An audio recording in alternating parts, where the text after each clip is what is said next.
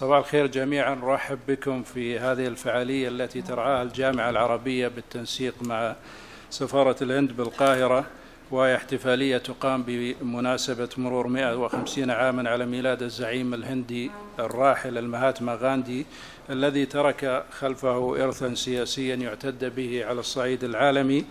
ويصاحب هذه الاحتفالية افتتاح معرض للصور للزعيم غاندي.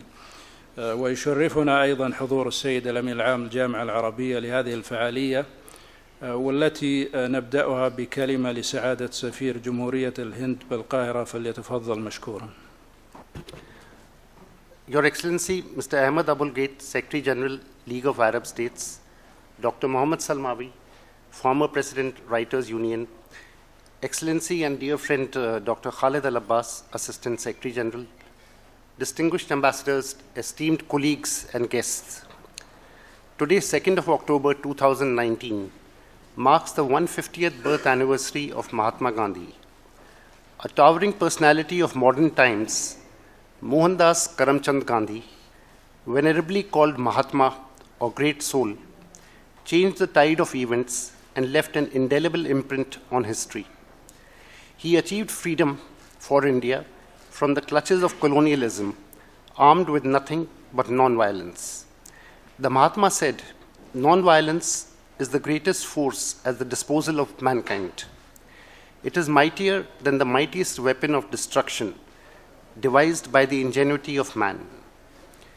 The United Nations dedicates the 2nd of October as the International Day of Non-Violence. According to the UN General Assembly resolution of 15th June 2007, this day is an occasion to disseminate the message of nonviolence and reaffirm the universal relevance of this principle. Introducing the resolution in the UN General Assembly on behalf of 140 co-sponsors, the then Minister of State for External Affairs of India noted that the wide and diverse sponsorship of the resolution reflected universal respect for Mahatma Gandhi and of the enduring relevance of his philosophy. Indeed, the Mahatma's message of peace, non-violence, humanism, brotherhood is of continuing relevance. In his remarks on relevance of Mahatma Gandhi in the contemporary world, at an event at the United Nations very recently, Prime Minister Modi observed that even those who had never met Gandhiji were deeply influenced by his life. Whether it was Martin Luther King or Nelson Mandela, the foundation of their beliefs was Gandhiji and his vision. Mahatma Gandhi's place in history is secured not only as the man who led India's freedom struggle. A proud Indian, he was an equally proud and passionate internationalist. At the same event as Prime Minister Modi, the UN Secretary General said, and I quote, "Gandhiji's vision and philosophy are pillars of work of the United Nations. Part of his genius lay in his ability to see the interconnectedness and the unity between all things. His vision went far beyond politics to encompass human rights and sustainable development. Mahatma Gandhi was unique in that he linked multiple causes: decolonization, end to exploitation, end to wars and violence, social reform, interfaith harmony, poverty alleviation, and he was ahead of his times, even sustainable development. He showed respect for the environment. Mother Nature has enough to satisfy everyone's need, but not everyone's greed," he once commented. His observation is especially pertinent in the face of the environmental challenges we are up against today.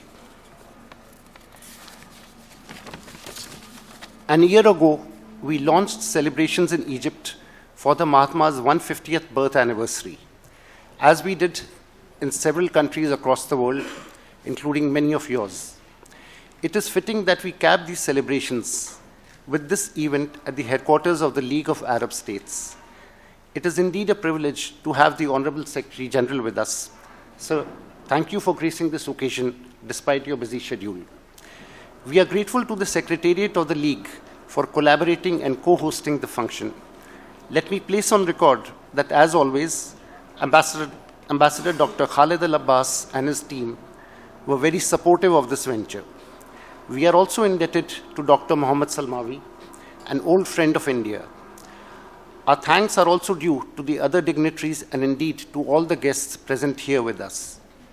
My life is my message, Mahatma Gandhi remarked. Let us recall his message and join hands to strive for a better world. Thank you. Ladies and gentlemen, my talk about Gandhi is entitled Gandhi, a Figure of the 21st Century.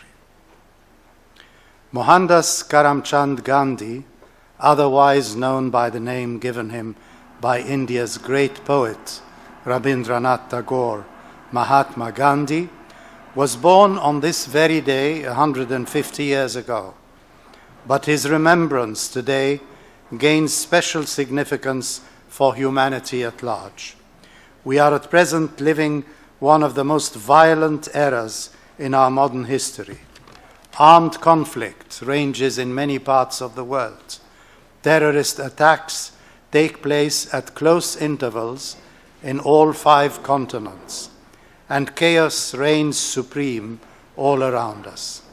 It is a world of intolerance, prejudice, and violence, a world of political and sectarian strife. In these dark skies shines bright the name of the Mahatma, who devoted his life to advocate tolerance, peace, and nonviolence. Born and raised in a Hindu family in coastal Gujarat, he trained in law at University College in London and returned to fight for India's independence from British rule, what he called Swaraj, or self-rule.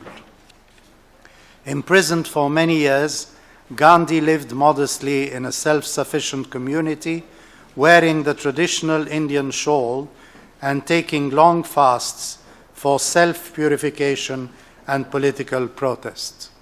Early in his life, he committed himself to truthfulness, temperance, chastity, and vegetarianism. His vision of India was based on religions and ethnic pluralism, a vision much needed today, be it in India, Palestine, or elsewhere. Even though he believed in Hinduism, he studied Christianity and Islam and has stated in his wonderful autobiography, The Story of My Experiment with Truth, that he has read both the Bible and the Quran. We are told that during his stay in South Africa, he was interested in Sufi Islam and attended many a time Sufi religious functions. He viewed Islam, the way true Muslims do, as a faith that proactively promoted peace, and he felt that nonviolence had a predominant place in the Quran. His studies of various religions led him to respect them all, as well as become concerned about their misinterpretations. Another relevant fact to our modern world.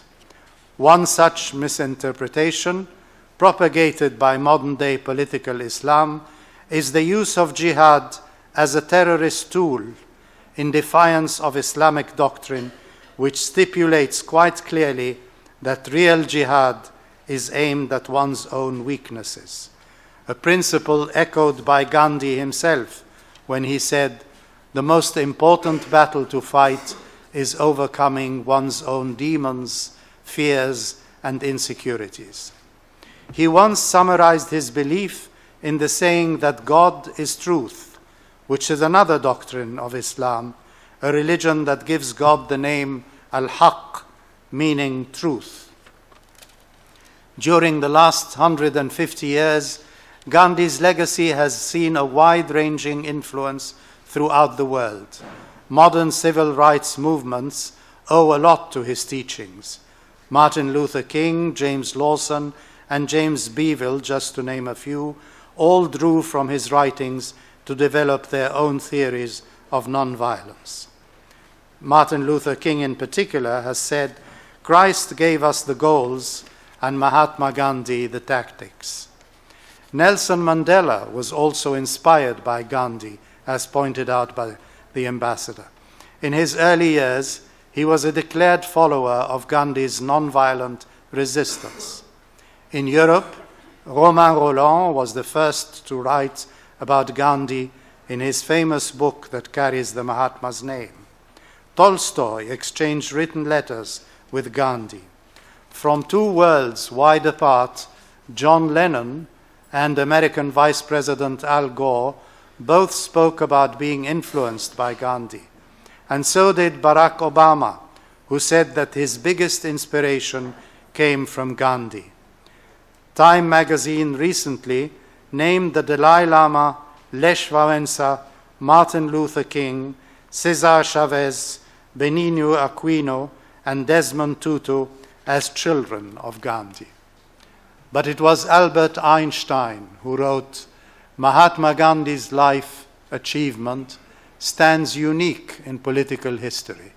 The moral influence he had on the consciously thinking human being of the entire civilized world will be much more lasting than it seems in our time, a time characterized by its overestimation of brutal, violent forces. Generations to come will scarce believe that such a one as Gandhi walked the earth in flesh and blood." Today, in celebrating Gandhi's 150th anniversary, we are commemorating the International Day of Nonviolence as declared by the United Nations in 2007. For in declaring such a day, they found it fit to choose the day of birth of the great Mahatma. On this day, his words ring loud and clear. There must be no impatience, no barbarity, no insolence, no undue pressure if we want to cultivate the true spirit of democracy. We cannot afford to be intolerant. Intolerance betrays want of faith in one's cause. Indeed, Gandhi's tolerance embraced all humanity in a noble legacy which we need to celebrate today more than ever before. For the cure of many ills in our modern world seems to reside in Gandhi's teachings, in his principles, and in his doctrines. Although in his humble modesty he once said, "I do not claim to have originated any new principles or doctrine. I have simply tried in my own way to apply the eternal truths to our daily life and problems. I have nothing new to teach the world. Truth and nonviolence are as old as the hills." So true. But unfortunately, these eternal hills the Mahatma spoke of are receding in the horizon, and in many parts of our modern world we can now hardly see them. Hence the importance of celebrating Mahatma Gandhi's teachings, not only on this day, his anniversary, but on all other days. Thank you. السيدات والسادة، أرحب بكم جميعا في بيت العرب جامعة الدول العربية، شاكرا لكم حضوركم ومشاركتكم في إحياء الذكرى 150 لميلاد المهاتما غاندي، الرجل الذي ظل نموذجا لمبدأ المقاومة السلمية اللاعنف، وأصبح درسا يتعلم منه العالم أجمع. وأغتنم هذه المناسبة لأتوجه بالشكر والتقدير لسفارة جمهورية الهند بالقاهرة لمبادرتها بتنظيم هذه الفعالية. إن احتفالية اليوم تعكس رغبة صادقة لدى الأمانة العامة لجامعة الدول العربية في مشاركة جمهورية الهند في الحملة التي أطلقتها في اكتوبر من العام الماضي تخليدا لذكرى الزعيم الراحل غاندي، الرجل الذي استحق لقب المهاتما، أي الروح العظيمة بامتياز. وفي هذا السياق شهدت عدة عواصم عربية منذ العام الماضي فعاليات عدة، منها على سبيل المثال إطلاق بريد دولة الإمارات العربية المتحدة طابعا تذكاريا بمناسبة مرور 150 عاما على ميلاده. كما شهدت جمهورية مصر العربية عدة فعاليات نظمتها سفارة جمهورية الهند بالقاهرة بهذه المناسبة، منها الاحتفالية التي شهدها مركز الهناجر للفنون، وفعالية ركوب الدراجات. وفي تونس احتضنت كلية الآداب والفنون والعلوم الإنسانية بجامعة منوبة ندوة بهذه المناسبة في 2 أكتوبر من العام الماضي. لقد مثل المهاتما غاندي مصدر إلهام لمختلف حركات اللاعنف الداعية إلى الحقوق المدنية والتغيير الاجتماعي في مختلف أنحاء العالم، مثل حركة الدفاع عن الحقوق المدنية الأمريكية وحركة التضامن البولندية وغيرها. لقد آمن الرجل بالقوة الهائلة التي ينطوي عليها فعل اللاعنف، وعلم العالم كله أن المقاومة السلبية لا تعني الخنوع أو القبول بالأمر الواقع، وإنما تعكس موقفا أخلاقيا بالغ القوة يرفض الانصياع على المحتل أو الغاصب، ويأبى في نفس الوقت أن يريق الدم أو يلجأ للعنف لتحقيق غايات سياسية. إن هذه الفلسفة تجد جذورها في الأديان جميعا، وهي تعلي من قيمة الإنسان وترتفع به فوق منطق الحقد والكراهية، وهي أيضا فلسفة ناجعة ومؤثرة. وقد استطاع غاندي وسط دهشة العالم كله أن يهزم أعتى إمبراطورية عرفها العالم المعاصر عندئذ، متسلحا بهذه الفلسفة البسيطة والعميقة في آن. وعندما مر غاندي من هنا من قناة السويس في طريقه إلى أوروبا، حياه أمير الشعراء أحمد شوقي الشاعر المصري العظيم بقوله: سلام النيل يا غاندي وهذا الزهر من عندي. ونرددها اليوم معه: سلام على روح غاندي النقية التي أحيت قيما إنسانية نبيلة كادت أن تزوي. سلام على فلسفته التي عرفنا بها ومن خلالها الهند، وصار لعالمنا العربي معها أوثق العلاقات عبر عقود ممتدة.